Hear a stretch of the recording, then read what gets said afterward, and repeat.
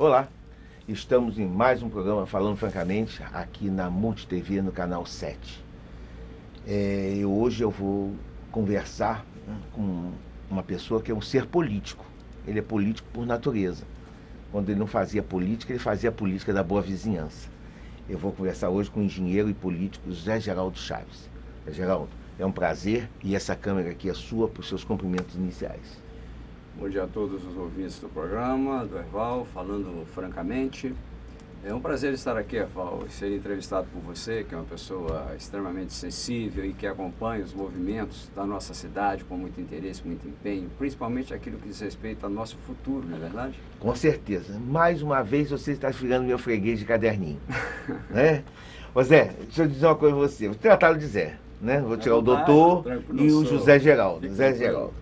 O Zé Geraldo, e inclusive eu sugiro que resiste lá para os próximos pleitos eleitorais o Zé Geraldo, porque às vezes isso faz a diferença. Fizemos isso em 2012, né? Para dar essa alternativa ao lá então eleitor. Né? Facilita bastante.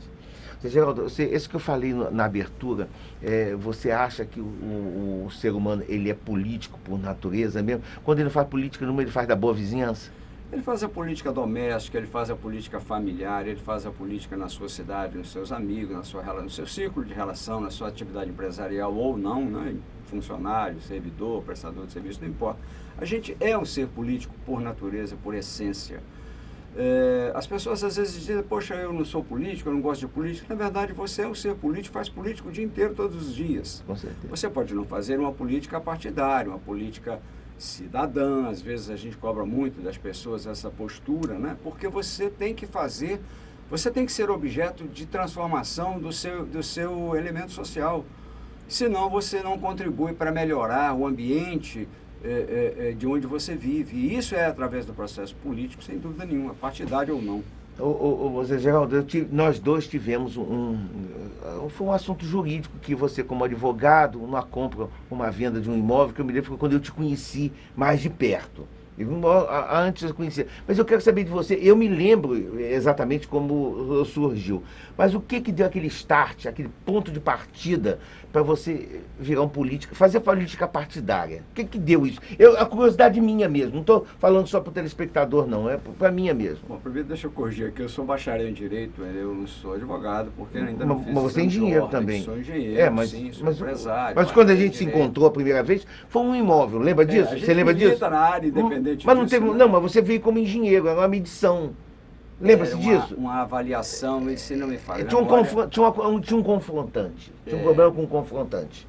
Exatamente, né? Eu acho que era quando você foi diretor-presidente da Fundação SOS. Exatamente. Nós temos um empreendimento que é vizinho. Exatamente, foi isso aí, você me refrescou, exatamente. E nós tínhamos que fazer ali uma planta de identificação dos limites e fizemos esse primeiro contato lá, ainda que eu já o conhecesse. Mas nós já nos conhecíamos. Mas eu tô querendo dizer a você que foi nesse momento ali, e logo depois você deu a sua partida política partidária. É verdade. E eu queria saber o que instalou. Apesar de que eu sei que familiarmente o pessoal não aprova muito, eu já tive a oportunidade de ver a postura da sua filha, mas quando é que deu aquele estalo que você teve que chegar em casa e dizer assim, olha, sou candidato? Vou participar de um processo. Né?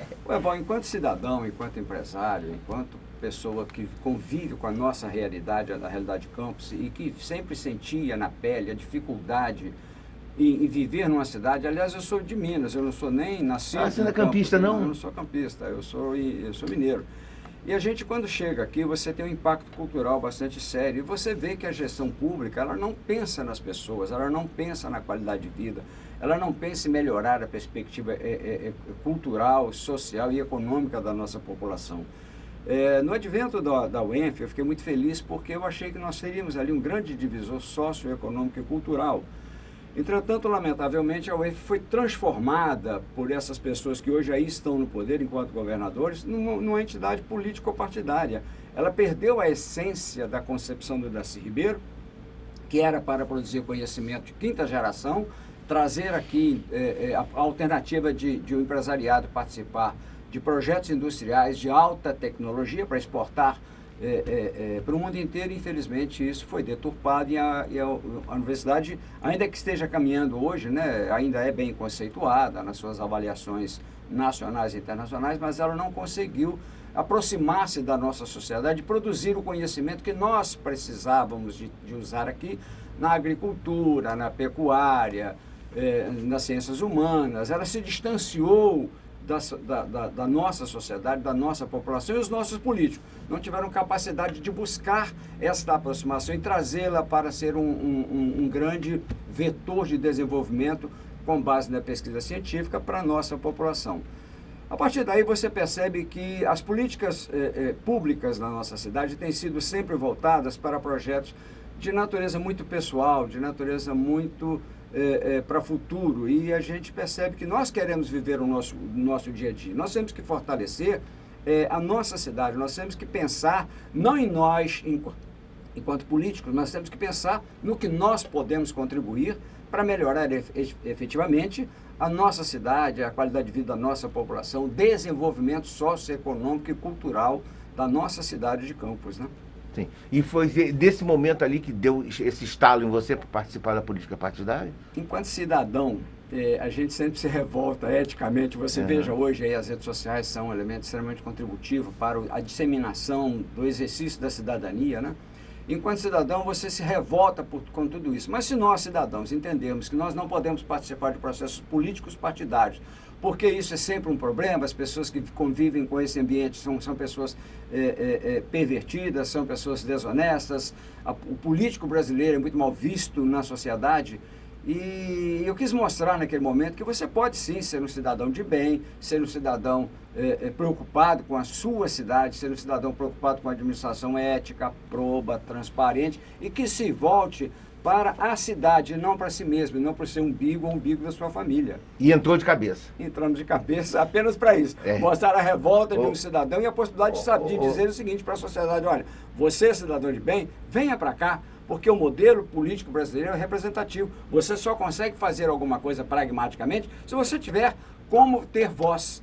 E a voz é a partir da estrutura político-partidária. Foi aí que eu, então, resolvi entrar de cabeça para ver o que dava, né? Apenas para chamar a atenção da população. Com certeza. Zé, eu trouxe você aqui hoje que eu quero fazer uma pergunta a você. Do que bloco for, se a gente precisar, eu vou interromper esse bloco e para partir para o segundo, mas a gente vai tratando desse assunto. Eu quero falar com você e pedir para que você viesse hoje aqui. Eu te convidei no sentido de saber de você sobre o processo que você moveu, especificamente contra Rosinha e Chicão, que é o vice-prefeito, a prefeita e o vice-prefeito, e foi bem sucedido na sua sentença, onde houve a cassação dela, e ela está recorrendo da sentença no cargo, o que me causou uma frustração muito grande nesse sentido.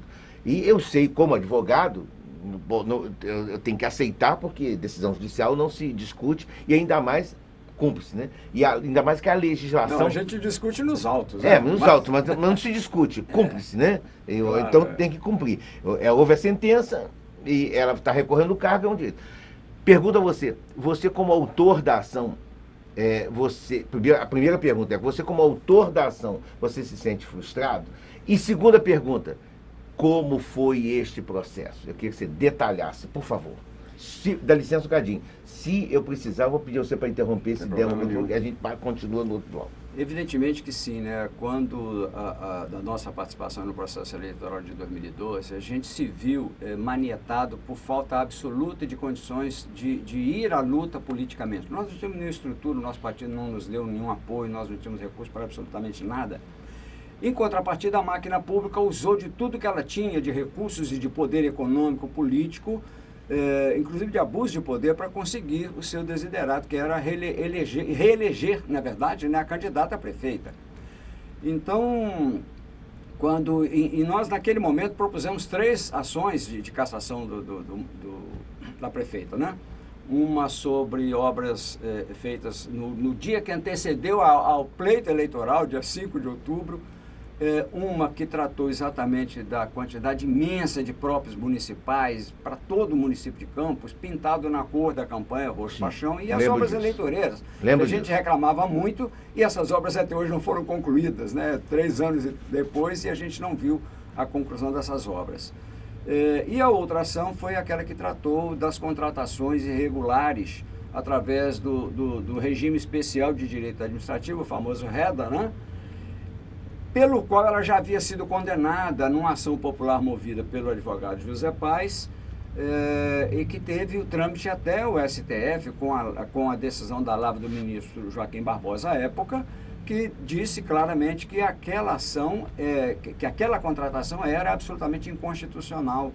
E com fundamento nesta decisão foi que nós então, porque ela também fez o novo REDA em 2012, nós achamos que aquele era um abuso, né, e entramos com uma outra ação de investigação judicial eleitoral, que culminou agora, 2 anos e meio depois, com a condenação da prefeita, ainda que o juiz desse a ela a possibilidade de recorrer no cargo. Deixa eu te interromper uma coisa. Então, quer dizer, essa decisão que causou a cassação dela já tinha uma decisão anterior?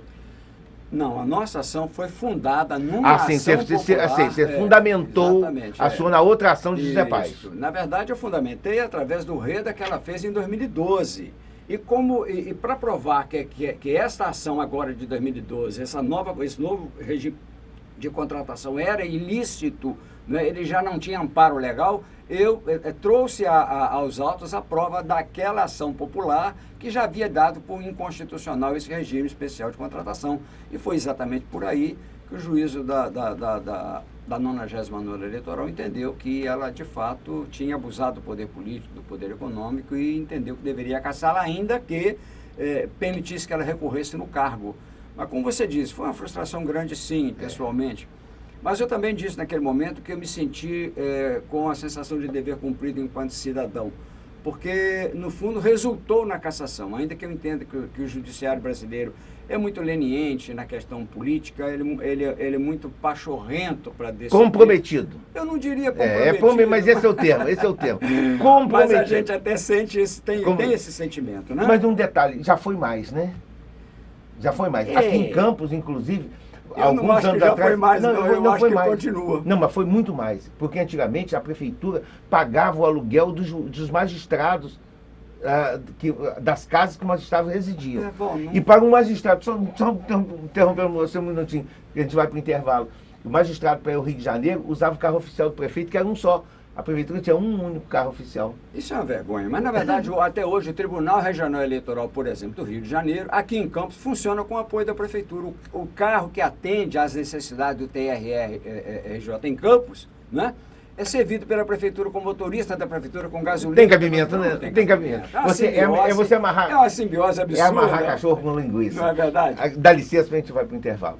Estamos aqui no Canal 7, na Multi TV, no programa Falando Francamente. Hoje eu estou conversando com José Geraldo Chaves, engenheiro e político e advogado. E vamos ao intervalo, voltamos no próximo bloco.